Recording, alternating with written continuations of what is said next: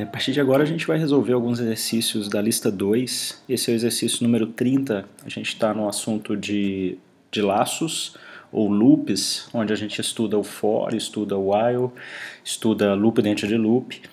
E nesse momento a gente está trabalhando o for e estudando sequências, né? Então aqui nesse caso a gente está estudando a série de Fibonacci, que ela é formada por essa sequência aqui, ó, né? Esses números aqui e continua. Como é que a coisa funciona? Pega o primeiro número mais o segundo número, dá o terceiro número. Pega o segundo mais o terceiro, dá o quarto número. Pega o terceiro mais o quarto, dá o quinto número. Pega o quarto mais o quinto, dá o oitavo número. Então é a soma dos antecessores gera o próximo número. Essa é a série de Fibonacci. O problema é escrever um programa que gere os n primeiros termos da série. Que n é esse? Informado pelo usuário, né? Sempre assim, não está explícito, mas está implícito. Sabendo que para existir essa série serão necessários pelo menos 3 termos, 3 números da série. Bem, então a gente vai ter que verificar se o n que o usuário informar ele é maior do que 3. Pois se não for, a gente vai encerrar o programa. Então a primeira coisa que eu vou fazer é isso. Eu vou primeiro solicitar que o usuário entre com o valor de n através do input. Entre com o número de termos da série. Pronto.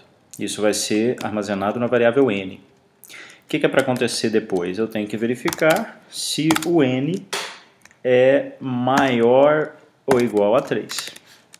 Se for, ele vai executar, e se não for, ele vai dar uma mensagem de erro e vai sair. Então ele vai falar assim: a série precisa ter pelo menos 3 termos. Encerrando. Pronto. Bem, aí ele vai sair. Então quer dizer, se o n for maior ou igual a 3, ele entra aqui e vai executar. É aqui que eu vou fazer o meu programa. Se não, quer dizer que o n não é maior ou igual a 3, então ele é menor do que 3, então ele é 1 ou 2 ou negativo, então não pode. Ele cai no else e dá a mensagem de erro. Bem, para esse programa, vamos interpretá-lo, né? Eu sempre uso os 2 números anteriores para calcular o próximo. Então a lógica que vai ser usada aqui é a seguinte: primeiro, quais são os 2 iniciais? É sempre 1. Então eu vou chamar de n1 o primeiro antecessor, e ele vai começar com 1, e de n2 o próximo antecessor, que ele também começa com 1. Tá? O que eu vou fazer? Eu vou calcular o terceiro e eu vou chamar de n3, ele vai ser a soma dos outros 2, e assim que eu calcular o terceiro, eu tenho que fazer o primeiro, que era esse valor, passar a ser o próximo valor, e o segundo, que era esse valor, passar a ser o número 2, o novo valor calculado, n3. Tá? Então eu vou fazer isso, nesse caso agora eu vou usar uma variável n3. Então eu vou fazer assim, ó, n3 recebe o que? n1 mais n2.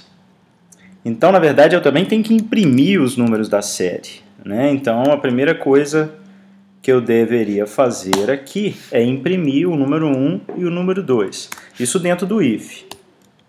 Dentro do if eu preciso imprimir... Não, eu vou ter que imprimir fora, né? Naturalmente, porque... Não, desculpa, estou esquecendo o while aqui. Na verdade, aqui ainda tem que ficar rodando n vezes, olha. Então, while não, for. Né? Então eu tenho que fazer um for aqui dentro. Por quê? Porque ele vai ter que rodar n vezes agora. Então, para cada vez que ele rodar, na verdade eu vou rodar ele n menos 2 vezes, porque os 2 primeiros números eu já tenho. Tá? Então, for i, vamos chamar de i a minha variável iteradora, i igual a... Vamos considerar assim, eu estou no terceiro termo da série, então vou começar o n igual a 3, significa que 1 e 2 não vão entrar, não vai aparecer nesse loop, e eu vou imprimi-los aqui fora. Então, para i igual a 3 até n, aqui é 2 pontos, ele vai fazer o cálculo de cada um dos termos, sendo que os 2 primeiros já estão fora.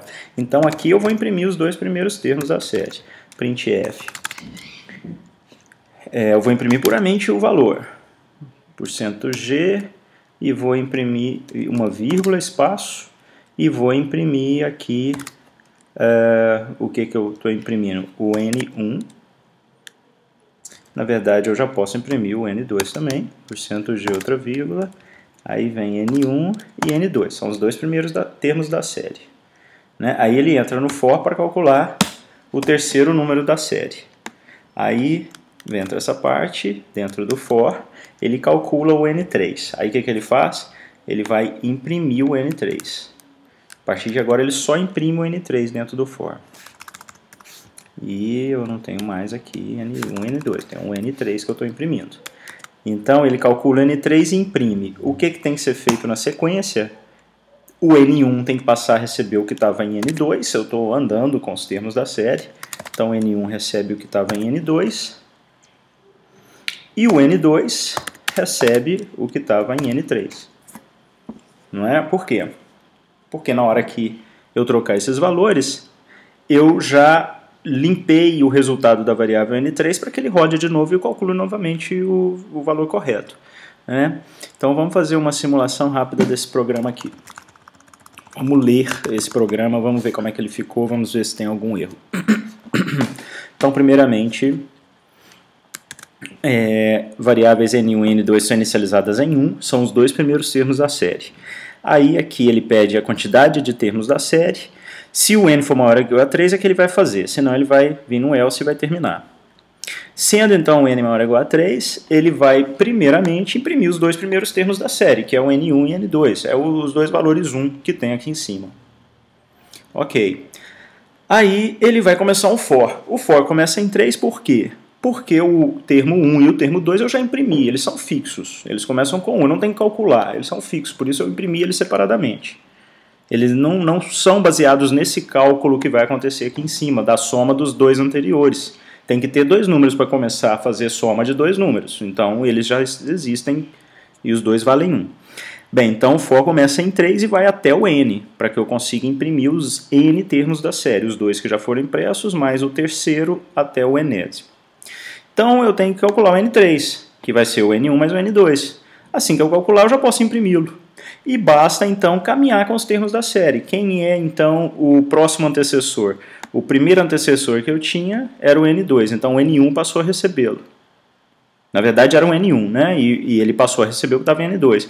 E o n2 passou a receber o que estava em n3. O que aconteceu? Olha, começa n1 e n2 valendo esses valores aqui. Aí eu calculo o n3, foi o 2. Aí, na sequência, eu tenho que fazer o n1 receber o que estava aqui e o n2 recebeu o que estava aqui. Então é o n1 recebe o n2 e o n2 recebe o n3. Pronto, agora eu já estou falando desses dois termos, n1 e n2 são esses dois termos. Ele roda no loop, ele vai calcular agora o quarto termo da série, porque o i vale 4. Aí o que é o n3? É o n1 mais o n2. E o que é o n1 mais o n2? Já é 1 e 2. Então ele calculou o quarto termo da série, que é o 4, que é o 3, aliás. Bem, aí ele imprime e faz. O N1 recebeu o N2, o que tinha em N1? Tinha o valor 1. Ele vai receber agora o que estava em N2, que é o 2. O que tinha em N2? Na verdade, em N3 tinha o quarto termo da série, que é 3. O N2 passa a receber ele. Então agora N1 e N2 são respectivamente 2 e 3. Então, quando eu for rodar e eu for calcular o quinto termo da série, ele vai fazer o N3 receber N1 mais N2. Ou seja, o N3, que é o que eu estou querendo calcular aqui, recebeu 2 mais 3. Ficou com o valor 5. E isso vai rodando, vai rodando, vai rodando para qualquer valor de N que a gente quiser. Então, eu vou executar esse programa. Ele deu um erro. Vamos novamente. Ele está dando um erro. Vamos ver o que pode ser aqui. Esse caractere especial que está por aqui, será?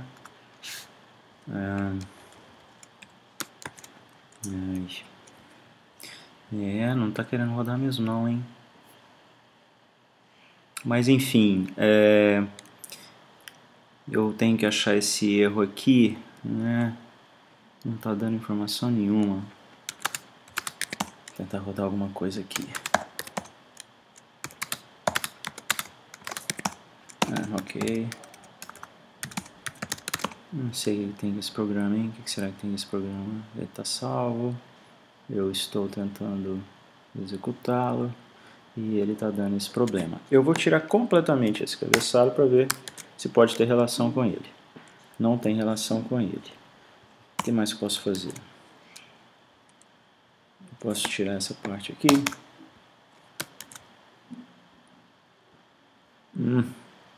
Que estranho. Lista 2, exercício 30. Não tem mensagem de erro em linha nenhuma. Estranho. Bem, eu vou encerrar essa aula, né? Eu não estou conseguindo compilar, ou melhor, rodar esse programa por algum erro aqui no compilador, né? Ele tentou executar alguma coisa aqui que não foi permitido, eu vou ter que dar uma estudada nisso. O fato é que esse programa aqui roda, ele está disponível, vocês podem rodar depois.